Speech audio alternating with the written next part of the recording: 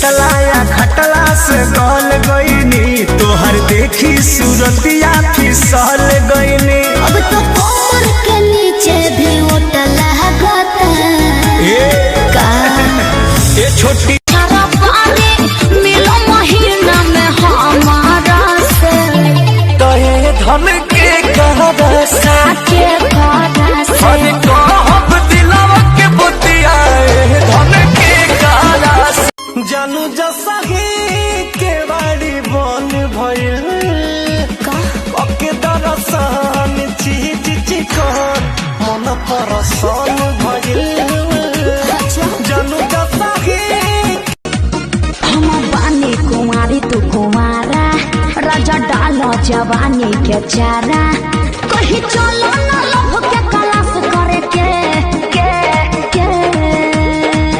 अभी कहो तेरू लासानियन कोरवा में धरता कि ना सुना ना बोला कब चित कब पट सैया लेके कर बट पलंग होलिया में रात भर हिला बता रे हो सभी कहते हैं तू दगाबाज हो गया दगाबाज हो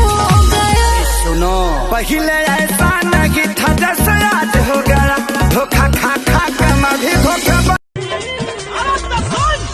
जिला बलिया के गोरी रंगबाज हो ढोरी में गोली मार दी हो दहिया के कोइलो दूर कहतिया तनी फेरे दबलम जी कर हटिया तनी फेरे दबलम जी कर भातार मोरे टेम्पू के ड्राइवर हो झटका मरला सखी भातार मोरे टेम्पू के ड्राइवर हो झटका मरला सखी या बवाली खा गइल छाली चटले में मलाइया या बवाली खा गइल छाली चटले में मलाइया जुठार दिहले राजा जी जुठार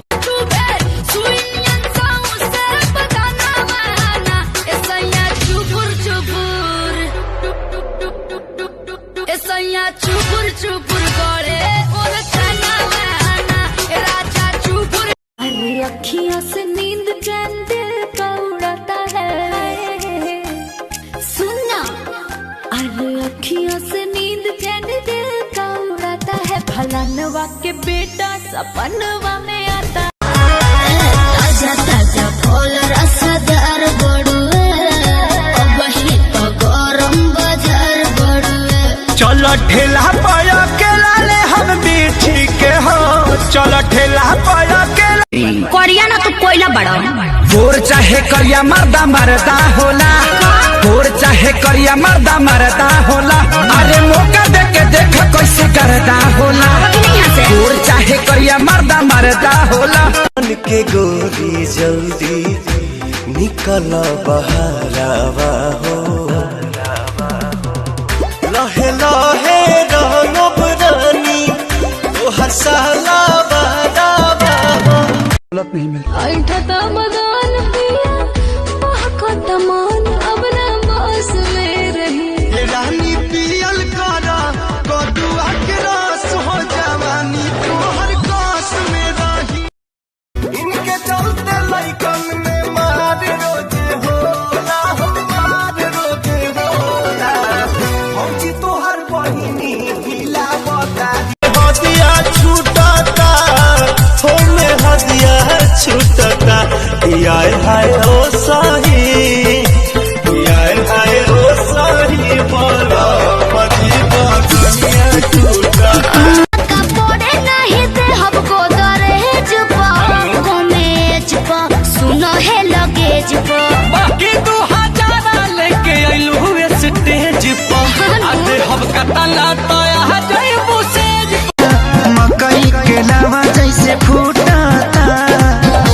दिया के या जोड़ा में मोरा सैया हो सुतल तनी खोरा में कि जिला बलिया के गोरी रंगबाज हो ढोरी में गोल कोई मेरे लिए बेकरार। मेरी जवानी है मेड इन बिहार, मेरी जवानी है मेड इन बिहार, मेरी जवानी है मेड इन बिहार। हम कितनो गरियाई कोनो असर नहीं बाबे, सिम रखले बाटे 4 गो तू बदल के बतियावे। कैसे बोलाई तो के नइखे आवाज हमारा बोलिया में, तो छोड़ के जात बा